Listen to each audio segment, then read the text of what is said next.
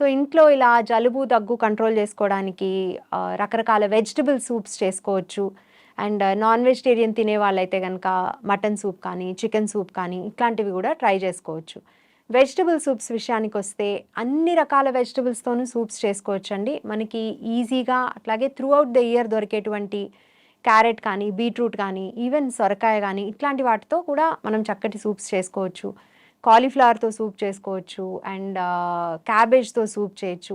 ఎటువంటి వెజిటబుల్ అయినా సరే, దానికి కొంత ఎక్స్‌ట్రా ఫ్లేవర్ కావాలంటే ఉల్లిపాయ, వెల్లుల్లి లాంటివి కొంత యాడ్ చేసుకోవడము, అట్లాగే కొత్తిమీర, పుదీనా లాంటి హెర్బ్స్ కూడా యాడ్ చేసుకున్నట్టయితే దానికి ఎక్స్‌ట్రా ఫ్లేవర్ వస్తుంది. అలాగే వాటిలో ఉండేటువంటి మెడిసినల్ ప్రాపర్టీస్ మూలాన కూడా కొంత మనకి ఫ్లెమ్ క్లియర్ అవ్వడము, దగ్గు తగ్గటము, ఆ గొంతు నొప్పి నుంచి కొంత రిలీఫ్ రావడం కూడా జరుగుతాయి.